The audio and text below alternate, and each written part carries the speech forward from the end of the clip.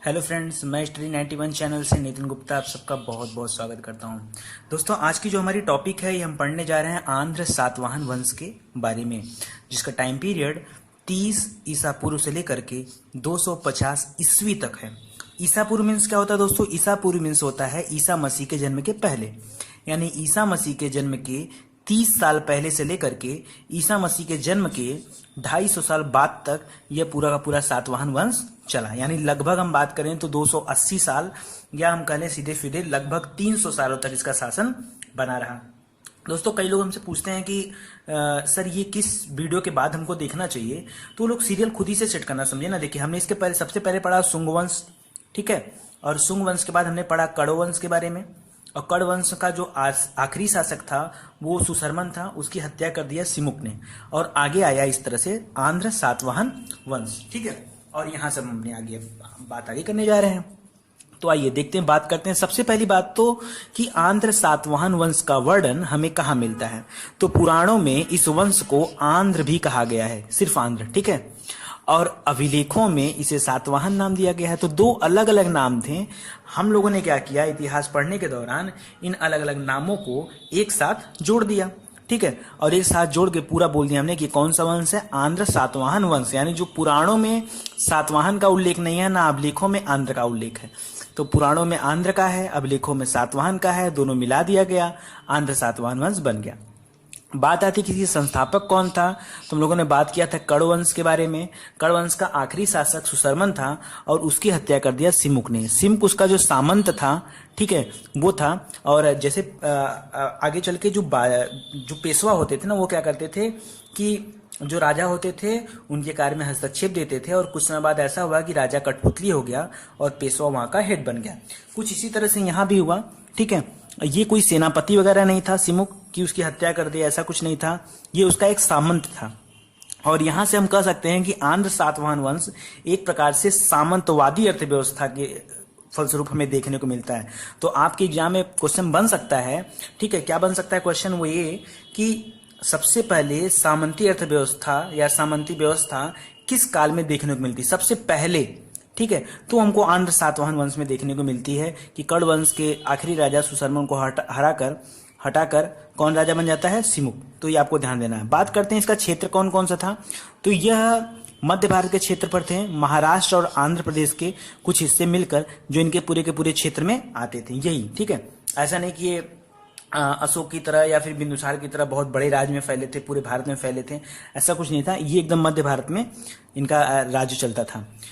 अगली बात है दोस्तों कि सातवाहन वंश। अच्छा देखिए, मैं अब इनको आंध्र सातवाहन वंश नहीं बोलूंगा, इनको डायरेक्टली क्या बोलूंगा, सातवाहन वंश, तो आप समझ जाइएगा, ठीक है। सातवाहन वंश के शासकों को दक्षिणाधिपति कहा जाता था। क्या कहा जाता था, तो दक्षिणा माने दक्षिण, अधिपति माने उनका राज्य, यानी दक्षिण साइड, दक्षिण के राज्यों में जिसका राज्य हो, जो अधिपति हो, वहां का वो दक्षिणाधिपति है। तो क्वेश्चन आता है एग्जाम में कि दक्षिणाधिपति किसे कहा जाता था, तो वो थे आंध्र सातवाहन वंश के शासकों को, और उनके द्वारा शासित प्रदेशों को दक्षिणापथ कहा जाता था, ठीक है। तो ये दोनों बातें आप ध्यान दीजिएगा। इनका मूल निवास स्थान कहाँ था, तो ये महाराष्ट्र के पास थे। औरंगाबाद जिला पड़ता है ना, औरंगाबाद जिले में एक नगर था प्रतिष्ठान, जिसको पहले पैठान के नाम से जानते थे, प्रतिष्ठानपुर, वो इनकी राजधानी थी, वो उनका मूल निवास भी था और वही इनकी राजधानी भी थी, और आखिरी समय तक यही उनकी राजधानी भी रही। उन्होंने राजधानी परिवर्तन जैसा यहाँ पे कुछ नहीं हुआ है। पूरा का पूरा मैं एक मैप ऐसे दे रहा हूं आपको ताकि चीजें आपके दिमाग में बैठ जाएं कि इनका शासन कहां से कहां तक था। देखिए, मैंने बोला ना कि इनका शासन महाराष्ट्र से आंध्र प्रदेश तक था। तो अगर मैं इस तरह सिंबल देता हूं, कोई भारत नहीं है, ठीक है। सबसे ऊपर यहाँ देखिए नर्मदा नदी है, उसके ऊपर विंध्याचल की पहाड़ियां हैं, ठीक है। तो इसके इधर उत्तर भारत पड़ जाता है, मतलब जहां पे हम लोग रहते हैं ये वाला पोर्शन क्या हो जाता है, इसके ऊपर उत्तर भारत। तो इधर इनका राजपाट नहीं था, ये नर्मदा नदी से नीचे तक थे, और नीचे जाएंगे कृष्णा नदी तक, ठीक है। और इधर साइड में जो है शक रहते थे, ठीक है ना, शकों का राज था, और इधर साइड में कलिंग वालों का राज था। तो आप बताइए, इधर तो कोई राजा है नहीं, इधर तो पहाड़ है, नदी है, इधर भी पहाड़े हैं, नदी है, तो इन दोनों साइड तो उनकी लड़ाई होगी नहीं। जब भी लड़ाई होगी तो आगे जितनी भी लड़ाई हम लोग देखेंगे वो दो पार्ट में लड़ाई देखने को मिलेगी। कभी इधर वाले राजाओं से लड़ाई हो जाएगी, कभी इधर वाले राजाओं से लड़ाई हो जाएगी, यानी कभी उनकी लड़ाई शक से होगी, या तो कभी उनकी लड़ाई कलिंग के राजाओं से होगी। किसकी, आंध्र सातवाहन वंश की। जैसे आप बताइए, क्या हमारी लड़ाई कभी ईरान इराक से होती है? नहीं होती है। हमारी लड़ाई जब भी होगी नेपाल, भूटान, पश्चिम बंगाल के बगल में बांग्लादेश, म्यांमार, या फिर अगर उस साइड जाएंगे तो अफगानिस्तान, पाकिस्तान, नीचे श्रीलंका, इन्हीं सभी से हो सकता है, उधर चाइना, इन सब से हो सकता है। हमको ईरान, इराक और कनाडा से हम लड़ाई क्यों करने जाए? यानी जब दो राज्यों की सीमा मिलती है, विवाद वहां से शुरू होता है। ठीक है, तो जो भी हमारी लड़ाई होंगी, जो भी हमारे विवाद होंगे, वो कहाँ से होंगे? ठीक है, यहाँ से होंगे। तो जब भी इनकी लड़ाई होगी, ये शकों से और कलिंगों से होता था। लगभग 300 सालों तक शासन किया, लगभग बोल रहा हूँ, एक्यूरेट आप बात करेंगे 280, ठीक है, लेकिन आप लगभग में ही चला करिए, इतिहास है, ठीक है। तो ये 300 सालों तक। आइए सबसे पहले राजा के बारे में बात कर लेते हैं। आप लोग बिल्कुल बोर मत होइएगा, किसी को भी ऐसा नहीं लगना चाहिए बहुत टफ टॉपिक है, बहुत आसान है, आप चीजों को बस खाली हमारे साथ सुनते चलिए। तो सिमुक सबसे पहले जब राजा बनता है तो करता है कैसे? देखिए, सिमुक तो था सामंत, तो बुद्धि भी उसकी कैसी रहेगी? सामंतों वाली। ठीक है, अब देखिए, सामंत जो होते थे, उसने क्या किया, सबसे उसकी रुचि सबसे ज्यादा कहाँ थी? धर्म कार्यों में। तो धर्म कार्य को ज्यादातर बढ़ावा देता था। अगर वो धर्म कार्यों को ज्यादातर बढ़ावा देगा तो क्या होगा? होगा यह कि जितने भी धर्म होंगे इस टाइम के, तो जैसे जैन धर्म थे, बौद्ध थे, और जो भी चैत्य वगैरह थे, चैत्य बिहार, ठीक है, जहाँ पे बौद्ध और जैन के लोग जाके रहा करते थे, इन सभी चीजों का विकास किया। यानी वो जैन धर्म का प्रचार प्रसार किया, उसके लिए मंदिरें बनवाए, बौद्ध धर्म के लिए प्रचार प्रसार किया, उनके लिए भिक्षुओं के लिए अनेक कार्य किए, चैत्यों की स्थापना किया, बिहारों की स्थापना किया सिमुक ने। ठीक है, धर्म में रुचि थी, परंतु अंतिम के दिनों में दुराचारी हो गया। अंतिम के दिनों में पता नहीं कैसे इसके मन में लालच आ जाता है, और ये दुराचारी, अत्याचारी, जितना भी बातें इसके बारे में बोल सकते हैं बोलिए आप। ठीक है, और अंततः जब किसी आदमी का पाप का घड़ा इतना भरने लगेगा तो उसका वध किसी न किसी तरीके से हो ही जाएगा। और अंततः क्या होता है कि सिमुक का वध हो जाता है, और उसका वध करके लोगों द्वारा, वहाँ की जनता द्वारा किया जाता है। वध करके उसका भाई रहता है कान, जिसको कृष्ण बोला जाता था, ठीक है, उसका भाई रहता है, वो राजा बनता है कुछ समय के लिए, ठीक है ना। और इसके राजा बनने का उल्लेख कहाँ से मिला है? तो ये नासिक शिलालेख से मिला है। कहाँ, कौन से शिलालेख से? नासिक के शिलालेख में इस बात का वर्णन है कि सिमुक के बाद उसका भाई कान यानी कृष्ण राजा बना, इसका नाम मिलता है वहाँ पे। ठीक है, इसके बाद इसके बारे में और कुछ भी नहीं है। इसका पुत्र होता है, ठीक है, इसका पुत्र सातकर्णी प्रथम, ये महान राजा था। मतलब देखिए, सिमुक तो सिंपल हो गया, ठीक है, उसका धर्म रुचि था, अंतिम दिनों अत्याचारी, कहानी खत्म। कान राजा बना, कुछ भी नहीं इंपॉर्टेंट काम। अब जो राजा आएगा वो मोस्ट इंपॉर्टेंट, यानी पहला सबसे अच्छा राजा कौन था? सातकर्णी प्रथम। पहला सबसे अच्छा राजा कौन था? सातकर्णी प्रथम। इसको कहा जाता था दक्षिणापथ का स्वामी, दक्षिणापथ का स्वामी। इसके अलावा और इसको क्या कहा जाता था? अप्रतिहत चक्र का एक चालक, ठीक है, पश्चिम पति। अब देखिए, पश्चिम किधर मतलब ऊपर उत्तर, नीचे दक्षिण, इधर पूर्व, इधर पश्चिम, यानी इधर का स्वामी। यानी अगर हम इसको पश्चिम पति बोलते हैं, मतलब ये गया होगा कहां तक? उधर साइड शक रहते थे, उनसे लड़ाई करने पहुंच गया होगा। आप जोड़ के पढ़िए खाली, पश्चिम पति मतलब क्या है? वो पश्चिम साइड गया होगा, मतलब पश्चिम के राज्यों से लड़ाई किया होगा। ठीक है, इसका अन्य उपाधि बोला जाता था सातकर्णी प्रतिष्ठानपति, तो वो तो राजधानी थी, उसके नाम से बोल दिया। और यह पहला सबसे शक्तिशाली, देखिए सबसे शक्तिशाली नहीं बोलेंगे, पहला सबसे शक्तिशाली राजा। पहला और सबसे शक्तिशाली में अंतर होता है, तो यह पहला सबसे शक्तिशाली राजा था। इसका वर्णन एक जगह और मिलता है, पेरिप्लस ऑफ द एरिथ्रियन सी एक बुक थी, उसमें भी इसका वर्णन मिलता है सातकर्णी प्रथम का। अब देखिए, होता क्या है कि इसका विवाह हो जाता है अमीय वंश की राजकुमारी रानी नयनिका से, ठीक है ना। रानी नयनिका बहुत टैलेंटेड राजकुमारी रहती है, और इसने एक अभिलेख भी बनवाया था, खुदवाया था, ठीक है। इसको बोला जाता था रानी नयनिका का अभिलेख या नाना घाट का अभिलेख, ठीक है। तो दोनों बातें आप याद रखेंगे, पीसेस वगैरह में कंफ्यूज कर देता है क्वेश्चन, तो आप बिल्कुल कंफ्यूज नहीं होंगे।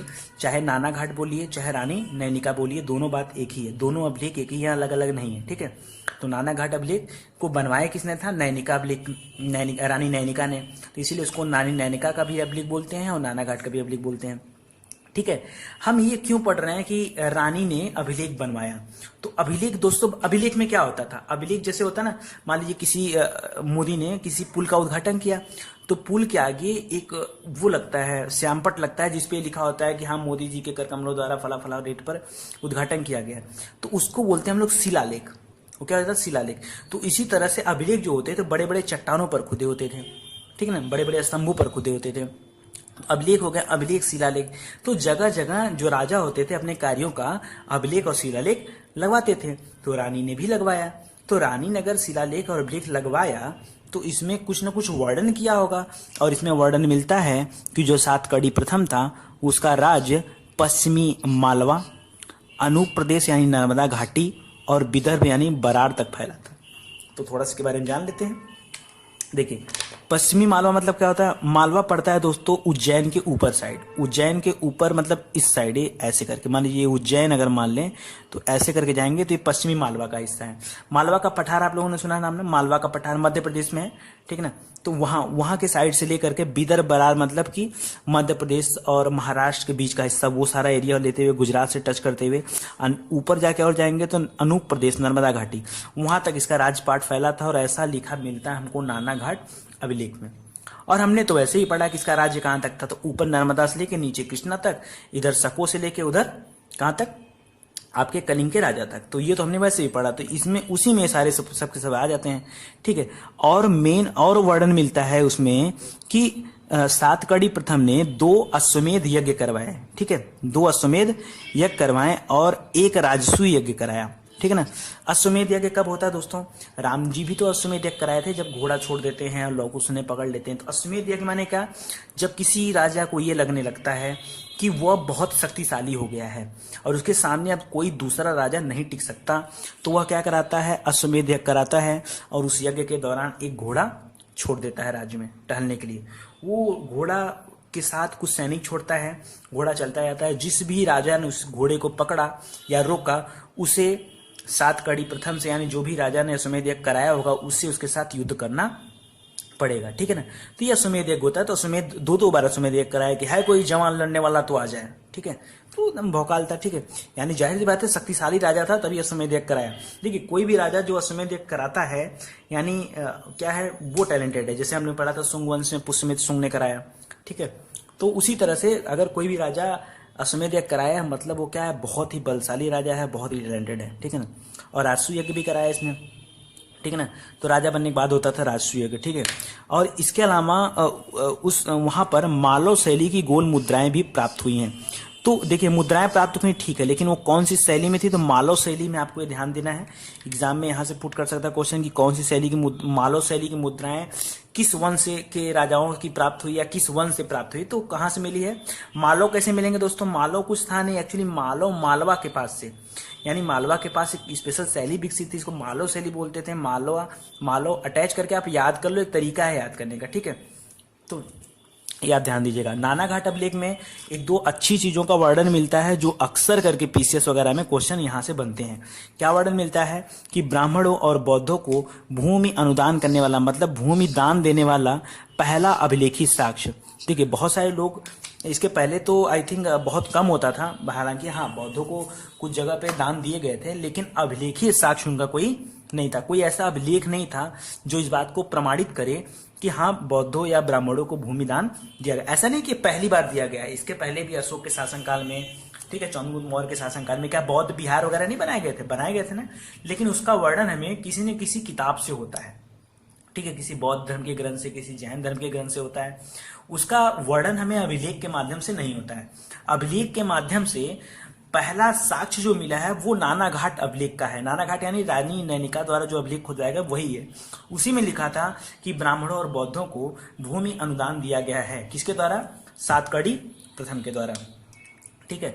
एक अभिलेख इस जमाने का और आता है हमारे सामने, हाथी गुम्फा अभिलेख। बहुत लोगों ने सुना होगा हाथी गुम्फा अभिलेख के बारे में, ठीक है, हाथी गुम्फा अभिलेख। और इसको खुदवाया था कलिंग नरेश ने। देखिए, कलिंग में जब आप कलिंग की कहानी मैं आपको बताऊंगा ना, तो वहां मैं आपको बताऊंगा कलिंग में की हाथियां बहुत फेमस थी, विश्व प्रसिद्ध थी हाथियां कलिंग की, ठीक ना। बहुत वहां का राजा हाथी का प्रेमी था और इसीलिए उसने बहुत सारी चीज हाथियों के नाम पे वहां किया हुआ था। तो हाथी गुम्फा अभिलेख कहाँ का है? कलिंग का है। और वहां का राजा था खारवेल, ठीक ना। कलिंग राजा खारवेल बहुत महान शासक है, इसके बारे में बात करेंगे। और इसने सातकड़ी प्रथम को हराया था।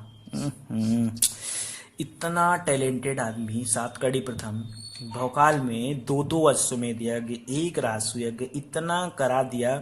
उसके बाद जब लड़ाई हुई खारवेल से, तो खारवेल ने इसको हरा दिया। मतलब इसका क्या हुआ कि कलिंग का राजा जो खारवेल था ये इससे भी शक्तिशाली था। बात तो यही साफ साफ निकलती ना भाई। सातकड़ी प्रथम अगर हारा है, इसका मतलब क्या है कि सातकड़ी प्रथम से ज्यादा शक्तिशाली कौन था? ये खारवेल था। ठीक है, कलिंग नरेश खारवेल, इसीलिए तो हारा।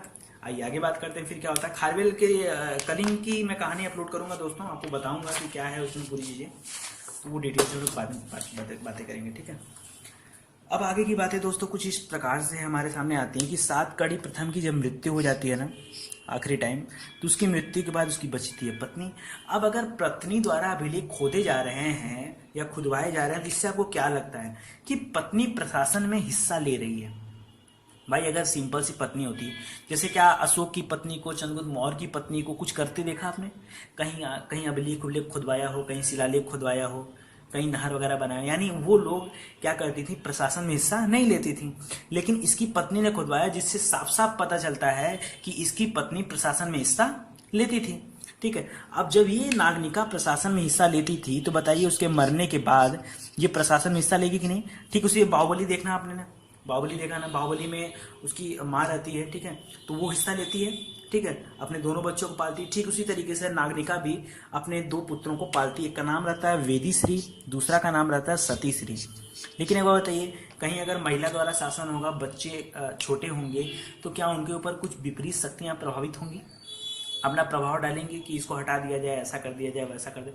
तो ऐसी कुछ घटनाएं होंगी यहाँ पे भी। ठीक है, हालांकि वेदीश्री सातीश्री के गद्दी पर बैठा के और अपने हिसाब से प्रशासन को चलाती है नागनिका।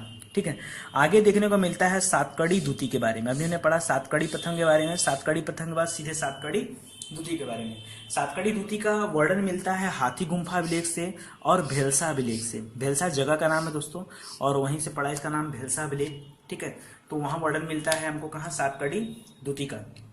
इसके अलावा मैं आपको जो किताबें लिखाता हूँ उससे आप जरूर याद किया करिए। हालांकि मैं किताबों का एक अलग से बनाऊंगा वीडियो। ठीक है, एक मैम ने सजेस्ट किया था, तो आगे देखते हैं। देखिए, काव्य मीमांसा जो है, काव्य मीमांसा में इसका वर्णन मिलता है सातकड़ी दूती का, और ये लिखा गया है राजशेखर द्वारा। राजशेखर कृत मत याद करिएगा, कृत माने उनके द्वारा मेड बाई। ठीक ना, बनाया गया है, किसके द्वारा लिखा गया, सॉरी रिटेन बाई, किसके द्वारा लिखा गया है, तो राजशेखर द्वारा। अब कामसूत्र जो लिखा गया वो वात्स्यायन द्वारा। ठीक है ना, तो इन दोनों किताबों में भी इनका वर्णन मिलता है। इसके बाद जो महान राजा होता है उसका नाम होता है हाल। ठीक है, सातकड़ी प्रथम, सातकड़ी द्वितीय। पहले आया था सिमुक, सिमुक के बाद सातकड़ी प्रथम, सातकड़ी प्रथम के बाद सातकड़ी द्वितीय, उसके बाद आ गया हाल। हाल कहा जाता है कि हाल जो है 17वें नंबर का राजा था सातवाहन वंश का। चौथे नंबर का राजा 17वें। आपको सभी राजाओं के बारे में नहीं पढ़ना, पूरा इतिहास यार कोई नहीं पढ़ता है। ठीक है, हमारे जो सिलेबस में है ना, वो यही सिलेबस है हमारा। ठीक है, इसके बीच का आप कहीं भी ढूंढोगे ना, किसी भी किताब में ढूंढोगे, आपको कहीं कुछ नहीं मिलेगा, क्योंकि जो बुक बनती है ना वो सिलेबस के अकॉर्डिंग बनती है। ठीक है, मैंने बहुत ढूंढा, मैंने बहुत सारी चीज एक्स्ट्रा भी डाला हुआ है। ठीक है, वो मैं आपको आगे बताऊंगा। लेकिन ये मैं बता दूं कि जो हाल था वो चौथा राजा था, 17वां राजा था आंध्र सातवाहन वंश का। ठीक है, और इसका वर्णन मिलता है गाथा सप्तशती में। ठीक है, इसने खुद ही लिखी थी ये किताब गाथा सप्तशती। पूछता है गाथा सप्तशती की रचना किसने किया था, तो हाल ने किया था। ठीक है, और यह किताब लिखी गई थी प्राकृत भाषा में। ठीक है, और यह एक प्रेम गाथा है। इस पे बहुत सारी टीकाएं आएंगी आगे, बहुत सारी इससे कॉपी करके अलग अलग किताबें लिखी गई। ठीक है ना, गाथा सप्तशती से। ठीक है ना, गाथा कथा जहां कहीं मिलेगा वो सब यही है, जैसे बृहद कथा कोश, बृहद कथा मंजरी, ये सब इसी से रिलेटेड है, वहां पे इनकी कहानी मिलती है। ठीक है, प्रेम गाथाओं का वर्णन मिलता है। गुढ़ाढ़ ने बृहद कथा कोश लिखा। ठीक है, जहां पर इसका वर्णन मिलता है। और सर्ववर्मन का तंत्र जो है संस्कृत का महान वो था किताब, व्याकरण की किताब थी। ठीक है ना, ये महान गाता था सर्ववर्मन, वो दोनों इसी के राज में रहते थे, गुढ़ाढ़ और सर्ववर्मन। तो ये आपको ध्यान देना है, ये बहुत टैलेंटेड लोग थे। ठीक है, और बृहद कथा कोश और कातंत्र बहुत इंपॉर्टेंट किताबें हैं, अक्सर करके एग्जाम में आता है। एक क्वेश्चन और आता है यहाँ से, पंचतंत्र की रचना किसने की, तो विष्णु शर्मा ने किया था, उसको वो क्या था, विष्णु नाम था, तो वो आप याद रखिएगा। और आगे देखिए, इसका एक सेनापति था दोस्तों जिसका नाम था विजयानंद। इसको ये भेजता है लंका जाता है व्यापारिक कार्यों से और प्रशासन के कार्यों से। हाल भेजता है और वहां की राजकुमारी को देखता है। लंका की राजकुमारी का नाम रहता है लीलावती, और आता है और विजयानंद बताता है हाल को कि वहाँ लीलावती है, बहुत सुंदर कन्या है। और हाल क्या करता है, लास्ट टाइम क्या करता है, जाके उससे विवाह कर लेता है। किससे, लीलावती से। ठीक है, तो लीलावती से हो जाती है उसकी शादी। यहाँ तक आपको क्लियर हो गया चीजें। तो यहाँ बस यही था। देखिए, इसके पहले के जो राजा थे वो जितना शासन प्रशासन चलाए तो चलाए थे, क्योंकि यह राजा जो हाल बना था ये एक कवि प्रेमी था, ठीक है, काव्य प्रेमी भी था, तो इसलिए इसने मार झगड़ा वगैरह कहीं नहीं किया। मार झगड़ा आप दिख रहा है, हाँ, तो एकदम नॉर्मल जीवन जीवन जीता था, ठीक है। इसके बाद जो आएगा वो बहुत टैलेंटेड राजा आएगा, गौतमी पुत्र सातकर्णी।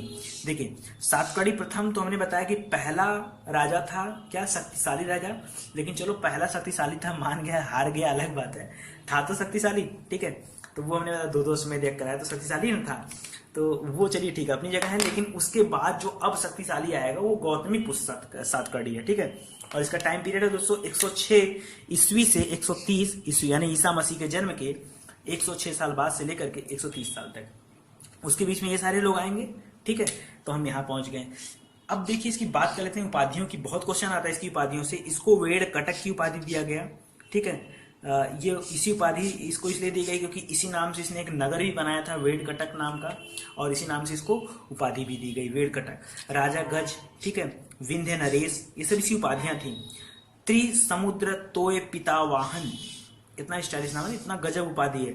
त्रिसमुद्र तोय पितावाहन मतलब क्या है कि जिसकी सेनाएं तीनों समुद्रों तक फैल गई हो, मतलब बंगाल की खाड़ी, अरब सागर, हिंद महासागर, इतने दूर तक जिसकी सेनाएं फैल गई हो, वो राजा कौन है? वो राजा गौतमी पुत्र सातकर्णी है। मतलब इसने सातकर्णी प्रथम को तो ऐसे ही पीछे छोड़ दिया, भाई उसका तो लिमिट शासन था ना, महाराष्ट्र और विदर्भ ये सारा क्षेत्र लेके आंध्रा तक का था, तो ये सारा पार्ट उसके में आता था। लेकिन अब एकदम नीचे देखिए, हिंद महासागर तो बहुत नीचे पड़ता है ना, आंध्रा हिंद महासागर में कितना अंतर है, नीचे तमिलनाडु है, यानी इसको देखने से पता चल रहा है कि उसका शासन अब तमिलनाडु तक, इधर अरब सागर की बात कर रहा है, इधर बंगाल की खाड़ी की बात कर रहा है, मतलब ये पूरा का पूरा क्षेत्र उसके अंडर में था। अगर ऐसा था तो ये जो है सबसे महान राजा हुआ, ठीक है। इसके बाद इसकी कुछ और उपाधियां थी, जैसे ये अपने आप को विंध्य पर्वत का नाम है ना, रिक्षावत ये भी एक पर्वत का नाम है, परियात्रा, संध्य, सह मतलब सह्याद्री पर्वत, महेंद्र पर्वत और अन्य पर्वतों का स्वामी अपने आप को कहता था मैं सबका स्वामी हूँ, ठीक है, यानी सभी पर्वतों का स्वामी मैं स्वयं हूँ। तो आदमी के अंदर ऐसी इच्छा कब आती है? आदमी के अंदर ऐसी इच्छा तब आती है जब आदमी बहुत बहुत टैलेंटेड हो जाता है, बहुत महान हो जाता है, बहुत शक्तिशाली हो जाता है, ठीक है। जैसे हम नहीं कर सकते ना कि हम हिमालय पर्वत के स्वामी हैं, नहीं, क्या मतलब, ठीक है, कोई वही नहीं है, तो ऐसे है। इसके अलावा एक इसका उपाधि था वर्ण विक्रम चारु विक्रम, ठीक है। तो ये तो मैं आपको खाली इसलिए बता रहा हूँ दोस्तों कि आपको एक मतलब कि पढ़ने में ना इंटरेस्ट जागृत हो, अच्छा लगे, ठीक है। ये सारी चीजें में कोई जरूरी नहीं कि एग्जाम में आपके आए, ठीक है, लेकिन आप सुने रहो, जिसकी चाल बढ़िया हाथी की तरह हो, इसलिए तो इसको बोला गया था कि गजगामिनी, मतलब कि हाथियों की तरह एकदम मंद मुग्ध होकर चलने वाला, ठीक है, एकदम हाथियां कैसे चलती है देखिए, एकदम आराम से, उनको कोई टेंशन नहीं होता, ठीक है, एकदम आराम से अपने में मगन होकर चलती है, तो वैसे ही रहता था, इसलिए इसको ऐसा उपाधि दी गई, ठीक है। इसको अद्वितीय ब्राह्मण भी कहा गया, ये एग्जाम में आया हुआ क्वेश्चन है, तो पूछा जाता है एग्जाम में अद्वितीय ब्राह्मण कौन था, तो क्या बताएंगे? गौतमी पुत्र सातकर्णी। अच्छा दोस्तों, एक याद करने का तरीका बनाइए, गौतमी ऋषि थे ना, तो गौतमी ऋषि को याद करिए, आगे मैं आपको बताता जाऊंगा ना, लाइन बाय लाइन सब आपको याद होता जाएगा, हाल तक तो आप समझ जाएंगे। अरे गौतमी सिमुक आया सबसे पहले, उसके बाद हमारा आ गया सातकर्णी प्रथम, सातकर्णी द्वितीय, फिर इसी बीच में हमारी नागनज्ञा आ गई थी, ठीक है, वो तो छोड़ दिया, हाल आ गया था, गाथा सप्तशती लिखा, उसके बाद हमारे सबसे इंपॉर्टेंट कौन आ गया? गौतमी पुत्र सातकर्णी। तो यहां से जो है वो इंपॉर्टेंट है आपको, देखिए इसकी माता जो थी उनका नाम था बलश्री, और ये माता से पूछ पूछ के सारा प्रशासन चलाता था, इसका मतलब इसकी माता भी प्रशासन में हिस्सा लेती थी, तो वो बहुत टैलेंटेड थी और उनसे पूछकर सारा काम करता था ये। और इसका वर्णन मिलता है नासिक अभिलेख में, क्या मिलता है? नासिक अभिलेख में, जैसे कृष्ण का मिला था, कान्ह का मिला था, कौन था? जिसने सिमुक का वध करने के बाद उसको राजा बनाया गया था, ठीक है। इसके अलावा बौद्ध संघ जिसको बोलते थे अजकालिके ग्राम, मतलब बौद्ध संघों को एक गांव दान किया गया था, उसका नाम क्या बोला जाता था? अजकालिके।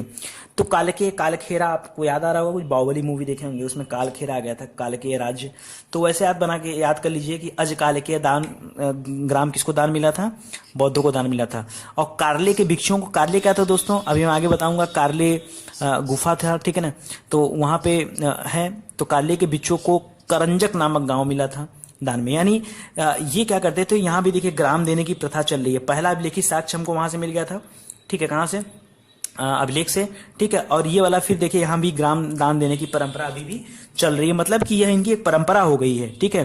गौतमी सातकर्णी के मामले में इंपॉर्टेंट क्या है कि इसके शासनकाल के आसपास ये 3 लोग बढ़ चले थे। एक तो शक हमारे इसी साइड थे, एक यमन वो ऊपर की तरफ से आ रहे थे, और पहलव ये भी ऊपर की तरफ से आ रहे थे। तो ये उत्तर भारत में इनका और पश्चिम भारत में इनका, तो ये तीनों लोग जो है खतरा बना था किसको, गौतमीपुत्र सातकर्णी को, इन तीनों लोगों से।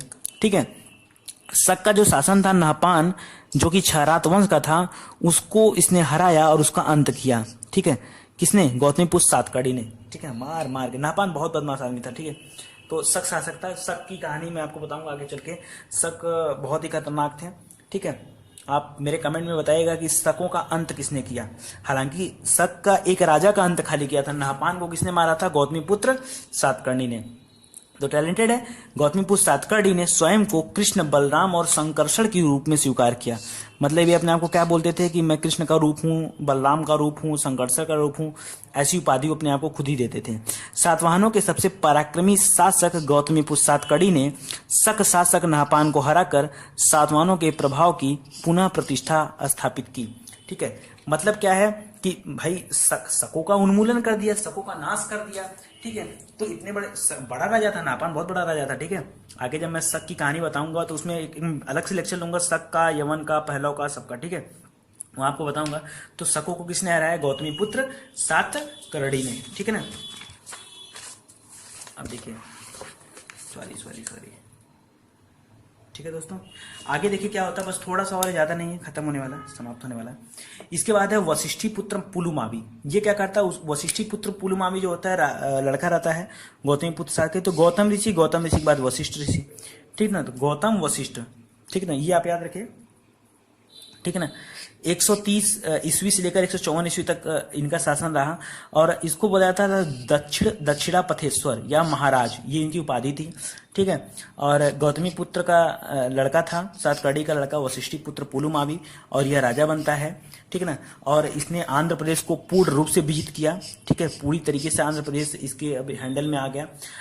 क्या इसके पहले लोग नहीं हैंडल में थे, लेकिन कुछ हिस्सा था आंध्र प्रदेश का। ठीक है, अभी पूरा का पूरा आंध्र प्रदेश इसके हिस्से में आ गया, इसलिए इसको प्रथम आंध्र सम्राट भी कहा जाता था। एग्जाम में पूछता है कि प्रथम आंध्र सम्राट कौन था, तो प्रथम कहने, देखिए किसी चीज को हम प्रथम कब बोलते हैं, जब वो चीज पूरी तरीके से हमारे अंडर में आ जाए। तो वो चीज हमारे अंडर में आ गया तो हमने यानी इसको पूरी तरीके से विजिट कर लिया। तो 100% पूरा सेक्टर कौन विजिट किया था, ये वशिष्ठी पुत्र पुलुमावी ने किया था। बाकी लोगों ने क्या किया, तो वहां तक शासन था हमारा। ठीक है, ये चीजें। इसके समय में ही अमरावती के बौद्ध स्तूप का निर्माण नहीं हुआ, निर्माण तो पहले ही हो चुका था। अमरावती का जो बौद्ध स्तूप था उसके चारों तरफ वेस्टनी का निर्माण हुआ। वेस्टनी क्या था दोस्तों, उसका डेकोरेशन हुआ, उस पर संगमरमर लगाए गए। ठीक है, उसमें जालियां बनाई गई। ठीक है, जालीदार नक्काशीदार उसकी डिजाइन तैयार किया गया। तो अमरावती का जो स्तूप था, ठीक है ना, ये है आंध्र प्रदेश में था, हैदराबाद के पास। ठीक है, अभी हैदराबाद की अभी तो हैदराबाद राजधानी है तेलंगाना की, बाद में एक नई राजधानी प्रस्तावित की गई अमरावती। ठीक है, उसी के पास बौद्ध स्तूप था ये, अमरावती का बौद्ध स्तूप, उसी में वेस्टनी का निर्माण किया। वेस्टनी नहीं याद होता है तो आप याद कर लो कि उसको डेकोरेट कराया। कैसे डेकोरेट कराया था, तो संगमरमर का पत्थर लगवाया और जालीदार उसमें नक्काशियां लगवाई। ठीक है, इसके बाद देखिए वशिष्ठी पुत्र पुलुमावी के जो पिता थे गौतमीपुत्र सातकर्णी, वो, अब गौतमीपुत्र सातकर्णी बहुत टैलेंटेड थे, उसने मार दिया था नापान को। नापान को मारने के बाद जो शक थे ना, वो एकदम, देखो शक की जाति ना, समझ लो एकदम भेड़िए की तरह होते हैं। एक को मार दिया ना, मतलब बवाल है आपकी जिंदगी में। ठीक है, तो फिर वो ढूंढ रहे थे सबकी, मतलब कितना कितना उत्पात मचा दे, कितना अत्याचार कर दे, सबको मार डालो। तो गौतमी को लगा यार ये मैंने क्या कर दिया, मैंने नापान का अंत करके तो अच्छा काम किया, लेकिन अब जो है शकों के साथ हमारी लड़ाई बढ़ गई है। ठीक है, तो गौतमीपुत्र सातकर्णी ने सोचा कि क्यों ना मैं अपने पुत्र का विवाह रुद्रदामन से करा दूं। ठीक है ना, और रुद्रदामन भी वहीं का था।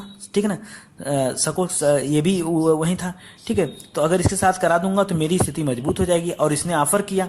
ठीक है, लेकिन कि रुद्रदामन की पुत्री से वशिष्ठी का विवाह हो जाए। लेकिन इसके पीछे एक प्रॉब्लम थी, रुद्रदामन जो था ऑलरेडी 2 बार वशिष्ठी पुत्र पुलुमावी को हरा चुका था। ठीक है, किसको, इसको, मतलब इसके लड़के को हरा चुका था। तो अब बताइए कि अगर कोई आदमी किसी को हरा चुका है तो क्या है वशिष्ठी पुत्र पुलुमावी रुद्रदामन से की लड़की से विवाह करने जाएगा, सवाल ही नहीं बनता है। अतः उसने विवाह करने से इनकार कर दिया। लेकिन उसका पिता तो चाहता था कि यार किसी तरह से एक वैवाहिक संबंध बन जाए, ताकि जो लड़ाई झगड़ा है ये थोड़ा सा कम हो जाए। ठीक है। लेकिन रुद्रदामन जो है घात लगाए बैठा था कि नहीं, मैं तो नहीं छोड़ूंगा, ठीक है। अंततः क्या होता है, किंतु लास्ट में होता है कि इसका एक भाई रहता है वशिष्ठिपुत्र पुलमावी का, जिसका नाम रहता है शिवश्री सातकर्णी, ठीक है ना। शिवश्री सातकर्णी भाई रहता है और उसके साथ रुद्रदामन की पुत्री का विवाह हो जाता है, ठीक है। अपने नहीं करता, अपने भाई का विवाह कराता है। देखो वैवाहिक संबंध से मतलब था, ठीक है। अगर वशिष्ठिपुत्र पुलमावी ने नहीं किया तो क्या हुआ, उसके भाई ने किया, ठीक है। तो बात थी कि किसी तरह से रुद्रदामन के साथ एक वैवाहिक संबंध बन जाए ताकि चीजें मेंटेन हो जाए और लड़ाई झगड़ा ना हो। ये डर तो लगा रहता था गौतमीपुत्र सातकर्णी को, भाई देखो पुत्र है हमारे, और अगर लड़ाई हुआ दो बार हरा चुका है, किसी उधर पकड़ के मुड़ी उड़ी काट ले जाए तो फिर दिक्कत हो जाएगा, ठीक है, मार देगा तो दिक्कत हो जाएगा। तो इस वजह से विवाद हो गया। यानी शिवश्री सातकर्णी जो अगला राजा बना 154 से 165 तक, ठीक है, 11 साल तक, ठीक है। शिवश्री सातकर्णी ये रुद्रदामन का दामाद था। कई किताबों में आपको बाई मिस्टेक मिसप्रिंट मिलेगा दोस्तों, आप मैसेज मुझे मत करिएगा कि सर मैंने पढ़ा है कि वशिष्ठिपुत्र पुलमावी से इसका विवाह हुआ था, बिल्कुल गलत है, ठीक है। शिवश्री सातकर्णी इसका विवाह हुआ था, ठीक है। जो फैक्ट है मैं वही बताता हूँ, तो आप ध्यान दीजिएगा। आगे ये बात करते हैं। इसके बाद अंतिम राजा बनता है दोस्तों, अंतिम है, बिल्कुल घबराई मत, मैं देख रहा हूँ 31 मिनट हो गया, कई लोग तो परेशान हो रहे होंगे, परेशान मत होइए। जैसे आप कहीं भी पढ़ने जाएंगे IAS BCS क्लास में तो वहाँ 1 घंटे 1.5 घंटे क्लास लगेगी। मैं तो यार आपको इतना कम पढ़ाता हूँ, 10 मिनट 15 मिनट 20 मिनट या चैप्टर वाइज पढ़ाता हूँ। सोचता हूँ एक टॉपिक शुरू करूँ तो उसको खत्म भी कर दूँ, और ये मैं आपके लिए करता हूँ। मैं चाहता तो इसको 5 पार्ट में बांट देता कि मेरा वीडियो देखिए, एक ही वीडियो को आप 5 बार खोल के देखते हैं, लेकिन ये सब मैं नहीं करता। मैं सोचता हूँ कि आप एक बार वीडियो खोल लें तो आपको सारी चीज़ें अच्छे से कवर हो जाएं। और मैं आप लोगों से निवेदन करूंगा दोस्तों कि आप वीडियो को कम से कम 2 बार देखिए, ठीक है। मेरा इसमें कोई फायदा नहीं यार, आप पढ़ रहे हो ना, अपने लिए पढ़ रहे हो, मेरे लिए नहीं पढ़ रहे हो। आप किसके लिए पढ़ रहे हो? अपने लिए, अपने माँ बाप के लिए भी नहीं पढ़ रहे हो, आप अपने लिए पढ़ रहे हो कि यार आप पढ़ोगे तो आपका जीवन अच्छा होगा, आपका भविष्य अच्छा होगा, आपका फ्यूचर अच्छा होगा। तो आप अपने लिए करो। अगर आप 2 बार वीडियो देखेंगे ना, मैं आपको प्रॉमिस करता हूँ दोस्तों कि उसके बाद आप किसी से बात कर, बहुत सारी चीजें आपको तुरंत याद हो जाएंगी, ठीक है। आइए बात करते हैं, टाइम नहीं वेस्ट करेंगे। 165 से लेकर 194 ईस्वी तक यक्षी सातकर्णी राजा बनता है, और यह अंतिम महत्वपूर्ण राजा रहता है। देखिए अंतिम महत्वपूर्ण के मामले में ये नहीं कर रहा हूं को अंतिम राजा है, मैं कह रहा हूं अंतिम इंपॉर्टेंट राजा है। अंतिम राजा जो है इसका वो पुलमावी तृतीय है। ये बिल्कुल मत कंफ्यूज होगा इस बात को लेकर कि अंतिम राजा यक्षी सातकर्णी था। तो अंतिम राजा कौन था? पुलमावी तृतीय था। कुछ नहीं था इसके बारे में, कोई कहानी नहीं, बस आपको इतना ध्यान देना है कि अंतिम राजा था, ठीक है। और जो भी कुछ बातें हम लोग करेंगे वो यक्षी सातकर्णी के बारे में कर रहे हैं, ठीक है। तो ये इंपॉर्टेंट था, अंतिम इंपॉर्टेंट के बाद कोई इंपॉर्टेंट नहीं। तो इंपॉर्टेंट हमने कितना देखा, एक तो गौतमीपुत्र सातकर्णी और वशिष्ठिपुत्र सातकर्णी, ठीक है, और ये आ गया। तो ये 2 ही 3 इंपॉर्टेंट थे। इसके पहले बारे में सातकर्णी खाली था। तो ये 3-4 राजा इंपॉर्टेंट है, इनके बारे में आप याद रखो। देखिए रुद्रदामन की जब मृत्यु हो जाती है तो उसके पश्चात उसके जो विजित क्षेत्र रहते हैं ना, वो उस पर कौन कब्जा कर लेता है? यक्षी सातकर्णी, यानी सब फ्री में मिल गया उसको, ठीक है, अपने राज्य में मिला लिया। और अब तो राज्य पार्ट बहुत बड़ा हो गया है, तो इसने फोकस किया व्यापार को, जैसे हाल ने फोकस किया था कवि का, काव्य का, गद्य का, पद्य का, इन सारी चीजों का, ठीक है। तो इसने फोकस साहित्य को फोकस किया था, इसने फोकस किया व्यापार को, और इसके सिक्कों पर जलयान की जो है आकृति मिलती है, जिससे पता चलता है कि समुद्री व्यापार का काम इसके जमाने में अधिक होता था, ठीक है। आइए इसके पूरा का पूरा क्षेत्र एक बार हम आपको दिखा देते हैं ताकि आपको चीजें याद हो जाए। अगर मैं इस पूरे मैप की बात करूं और बीच में महाराष्ट्र की बात करूं जिसकी राजधानी प्रतिष्ठानपुर थी, तो इनका राज्य कहां तक फैला था और कैसे कैसे, तो आपको तो राज्य पता है कि नीचे लेके आंध्र प्रदेश से पूरा हिस्सा आ गया था, और वो अरब सागर, बंगाल खाड़ी, इसके अगल बगल के जितने भी क्षेत्र सबके सब आ गए थे, ठीक है। तो आखिरी टाइम में क्या होता है ना, जब पुलमावी तृतीय राजा बनता है, आखिरी टाइम में क्या होता है ना कि इसके मरने के बाद, यक्षी सातकर्णी के मरने के बाद, इसकी मृत्यु के बाद, ये जो वाला जो हम लोग राजा पढ़ रहे हैं, इसकी मृत्यु के बाद इसका राज्य छोटे छोटे भागों में टूट जाता है। और कैसे टूटता है, देखिए यही टूटेगा ना तो अलग अलग वंश बनेंगे, क्योंकि अगर नहीं टूटता तो एक ही वंश चलता रहता यार, है कि नहीं, या कोई दूसरा राजा मार के राज कर लेता उस पर। लेकिन यहां से टूटेगा और आपको बहुत सारे वंश मिलेंगे। देखिए जैसे कि महाराष्ट्र, गुजरात और मध्य प्रदेश, ये पूरा का पूरा विदर्भ एरिया था, और इस पे वहां का छोटा सा शासन होता है, जो क्या बोलते हैं, कबीले टाइप के लोग होते हैं, वो एक्टिव हो जाते हैं और वो विद्रोह करके अलग हो जाते हैं, जिसको बोलते हैं वाकाटक। तो आगे हम लोग पढ़ेंगे वाकाटकों के बारे में। वाकाटक राजवंश में कौन आएगा? छोटा सा है, 2-3 जान लीजिए 2 पेज का मैक्सिमम होगा, ठीक है। ये है इधर जो है महाराष्ट्र का नीचे का हिस्सा और नीचे का मैसूर का हिस्सा मिलाकर, ठीक है, ये कुंतल राज बना, ठीक है, कुंतल राज बना। यहाँ भी वाकाटकों का वो चलता था कुछ, भाई महाराष्ट्र कामन है तो वाकाटकों का वो चलेगा, हेर फेर चलता रहेगा। और जो नीचे के एरिया थे उसमें कुंतल राज आ गए। और इधर का जो आंध्र प्रदेश वाला एरिया था ना, वहाँ पे इक्ष्वाकुओं ने शासन कर लिया। और एकदम नीचे का जो तमिलनाडु का वाला एरिया था, वहाँ पे कौन आ गए, पल्लव आ गए। तो कांचीपुरम का मंदिर वगैरह सब यहीं पल्लव द्वारा बनाया गया, ठीक है, और वहाँ पल्लव राज में थे। तो वो सारा चीज हमको देखना है, ठीक है ना। आगे बढ़े, कुछ चीजें और आपको आखिरी बात में करना चाहता हूँ दोस्तों, कि एक ओवरव्यू आपके दिमाग में बन जाए, ठीक है। ये देखिए मैंने कुछ अलग से अलग चीजें फैक्ट लिखा हुआ है। प्रशासनिक व्यवस्था की अगर हम बात करें, प्रशासनिक मतलब प्रशासन की बात करें कि प्रशासन कैसे चलता था, तो जो उनकी व्यवस्था थी एकदम जो अशोक की व्यवस्था थी ना, वो आगे चलती चली आई। क्योंकि अशोक के मरने के बाद, अब देखिए अगला वीडियो जो हमारा होगा ना, बिंदुसार तक मैंने कर दिया अपलोड, अगला वीडियो आएगा अशोक के बारे में, ठीक है, वो मैं कल करूंगा। और कल मतलब कि अगले दिन करूंगा, ठीक है। और अशोक का जब वीडियो मैं आपको अच्छे से पढ़ा दूंगा ना, तो अशोक के बाद कोई ऐसा शासक ही नहीं होता। वो उसके लड़के सब होते हैं ना, महेंद्र वगैरह, महेंद्र संघमित्रा, वो सब प्रचार प्रसार में लगेंगे, वो सब बौद्ध धर्म का खूब घूम घूम प्रचार करेंगे और कोई काम नहीं उन लोगों को। तो वो शासन ऐसे ही खत्म हो जाएगा। अंतिम राजा होगा दशरथ, ठीक है, और उसके मरने के बाद फिर क्या होगा, हमारा अगला वंश आ जाएगा, तो शुंग वंश आ जाता है उसके बाद, ठीक है ना। क्योंकि इतना ज्यादा प्रॉब्लम क्रिएट करते हैं बौद्ध हर जगह, तो वही अचानक से शुंग आ जाता है। और शुंग आप लोगों ने पढ़ लिया है, तो शुंग आ जाएगा, कड़वा आ जाएगा, और यहाँ सातवाहन तक हम पहुंच जाएंगे। यानी जो व्यवस्था अशोक में चल रही थी सेम टू सेम उस व्यवस्था में कोई भी परिवर्तन नहीं होता, वो व्यवस्था बनते चली आती है सातवाहनों तक, ठीक है। हाँ, यहाँ एक नया काम हुआ कि ग्राम दान और भिक्षुओं को कर मुक्त रखने का काम किया गया, इसके अभिलेख भी हम लोगों ने देखे। भूमि दान का भी यहाँ प्रमाण मिलता है। सामंतिक लक्षण मैंने आपको बता दिया, क्योंकि उसके सामंत थे, पेशवा जैसे काम करते थे, उस तरह से होते थे, सामंतिक लक्षण मिलता है। अगर हम इनकी आर्थिक स्थिति के बारे में बात करें दोस्तों, तो जो विदेशी थे वो विदेशी किताबों से और विदेशी लेखकों द्वारा लिखा गया है कि आंध्र प्रदेश में कपास का उत्पादन बहुत ज्यादा होता था, बहुत ज्यादा होता था कपास का, ठीक है। हालांकि अब ऐसा नहीं है, लेकिन उस टाइम में कपास का उत्पादन बहुत ज्यादा होता था, ठीक है। रोमन और सातवाहन, ये जो दो जगह के सिक्के मिले हैं, एक साथ एक ही जगह मिले हैं बहुत सारे सिक्के, तो इससे पता चलता है कि हमारा व्यापार जो है विदेशी व्यापार भी अच्छा था। और हमने तो देख चुका कि अंतिम में तो जलियानों का चित्र भी हमको सिक्कों पर मिला, तो यानी व्यापार बहुत चरम सीमा पे चल रही थी।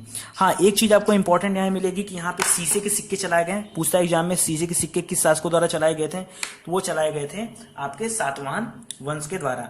सातवाहन वंश ने कुछ नया काम किया, नया में यही किया कि सिक्कों पर जलयान अंकित करवाया और सिक्के जो थे उनके शीशे के भी सिक्के चलाए।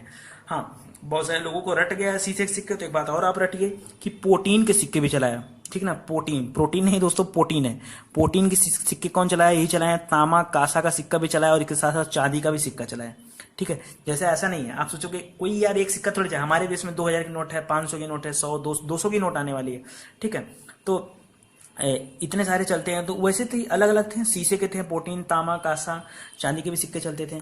और भड़ौच था, भड़ौच पड़ता है दोस्तों गुजरात में पड़ता है, ठीक ना। और ये उस समय का प्रमुख अंतर्राष्ट्रीय बंदरगाह था, ठीक है। इंपॉर्टेंट, सबसे ज्यादा इंपॉर्टेंट बंदरगाह कौन था, तो ये भड़ौच ही था, क्योंकि भड़ौच एकदम गुजरात के कोने पे पड़ता है और वहां से इराक, ईरान, रोमन तक का काम हो सकता है। अब आंध्र प्रदेश पड़ता है इधर पूर्वी बॉर्डर पे, और यहाँ से कैसे व्यापार होगा, तो यहाँ से इधर सिंगापुर साइड और इंडोनेशिया साइड व्यापार तो हो सकता है, लेकिन उस साइड नहीं होगा। तो ये जो उनका सबसे इंपॉर्टेंट बंदरगाह था वो था भड़ौच। सामाजिक स्थिति के बारे में अगर हम बात करें कि इनकी सामाजिक स्थिति कैसी थी, तो इसके बारे में पता चलता है कि गौतमीपुत्र सातकर्णी ने चतुर्वर्ण्य यानी 4 वर्णों की जो व्यवस्था थी उसको फिर से स्थापित किया। फिर से स्थापित मतलब कि पहले थी बीच में खत्म हो गई।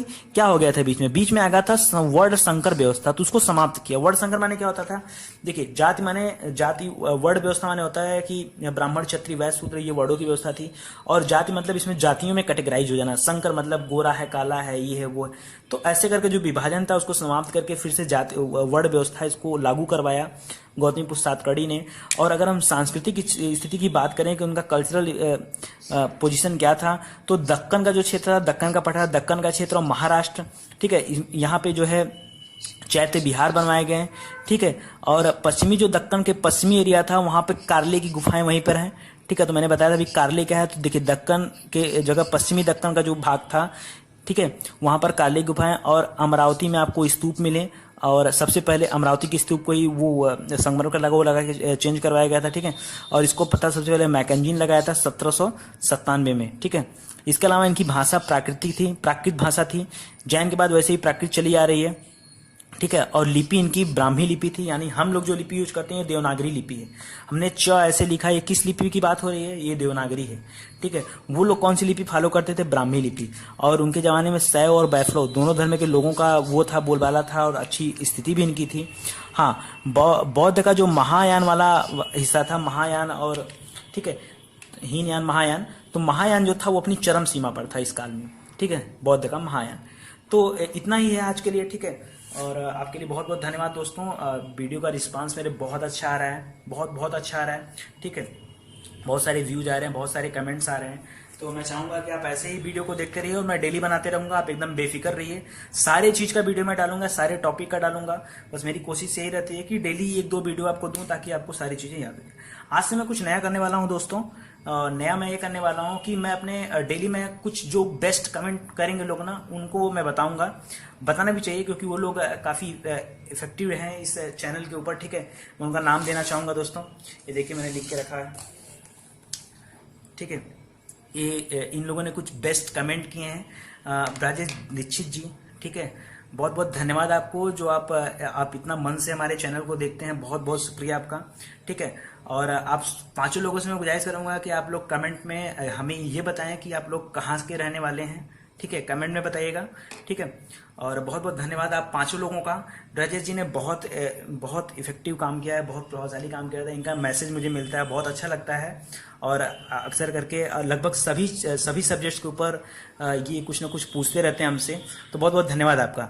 और कुसुम गौतम मैम आपका मैसेज मुझे बार बार मिलता है, और जिससे लगता है कि नहीं आप पढ़ाई को लेके बहुत सीरियस हैं। तो अच्छी बात है, सीरियस हैं, और ज़रूर आपको सफलता मिलेगी, ठीक है। मैं भगवान से कामना करता हूँ कि भगवान आपको जल्दी से सिलेक्ट करें, अच्छी पोस्ट पर सिलेक्ट करें, ठीक है। और हनुमान जाट जी आप कहाँ से हो, आप तो ज़रूर बताइएगा, ठीक है। और आपका भी मैसेज हमें मिला और बहुत अच्छा लगा, ठीक है। आप इसी तरह पढ़ाई करते रहिए, मैं सारा वीडियो डालूंगा और सब कुछ अपलोड करूंगा।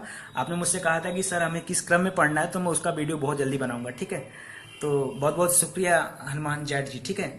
और एक मैम है संगीता कुमारी मैम, इनका भी मैसेज आता है, ठीक है। तो मैम बहुत बहुत शुक्रिया आपका कि आप हमारे चैनल को इतना ज़्यादा समय देती हैं, ठीक है। बहुत बहुत शुक्रिया आपका, आपको भी आपका लक्ष्य जल्दी प्राप्त हो। और राहुल कुमार जी, आपको भी बहुत बहुत शुक्रिया। बहुत सारे कमेंट आपके मिले और मैंने उसको पढ़ा, अच्छा लगा कि आप हमारे चैनल को इतना प्रमोट कर रहे हैं, इतना आगे बढ़ा रहे हैं। आप 5 लोग का बहुत मैं तहे दिल से शुक्रिया करता हूं दोस्तों। तो आगे जो भी बेस्ट कमेंटेटर रहेंगे उनको मैं बताऊंगा, क्योंकि ये ऐसे लोग हैं दोस्तों जो पढ़ाई को लेकर सीरियस हैं, कमेंट वाली बात नहीं है। ये लोग क्या है, पढ़ाई को लेकर सीरियस हैं। कई लोग इसमें से ऐसे हैं जो हमसे पूछते रहते हैं, सर कि बताइए ऐसा क्यों हुआ, ठीक है। कोई क्वेश्चन लेके इशू करके, या कोई भी प्रॉब्लम जो उनको फंसती है ना, तो वो हमें कमेंट में मैसेज करते हैं। मैं उनको रिप्लाई करता हूँ, जैसे मुझे मैसेज मिलता है तुरंत नहीं कर पाता हूँ, कभी कभी थोड़ा टाइम बात करता हूँ, लेकिन करता जरूर हूँ, रिप्लाई मैं सबका करता हूँ, ठीक है। तो आप सभी 5 लोगों का बहुत बहुत धन्यवाद, ठीक है। मैं भगवान से गुजारिश करूंगा कि बहुत जल्दी आप लोग सिलेक्ट हों और अच्छे पद पे सिलेक्ट हों, ठीक है। बाकी जो भी हेल्प होगी मैं आपको करूंगा, ठीक है। बहुत बहुत धन्यवाद आपका, थैंक यू। और हाँ, अब आप लोगों की जिम्मेदारी बन गई चैनल को आगे बढ़ाने की, और मेरी जिम्मेदारी आप सभी को पढ़ाने की और अच्छे अच्छे मटेरियल्स को देने की। तो आप मेरे लिए सिर्फ इतना करिए कि चैनल को ज़्यादा से ज़्यादा सब्सक्राइब कराइए, और जो ऐड आता है ना उस पर क्लिक करना मत भूलिए। Thank you very much.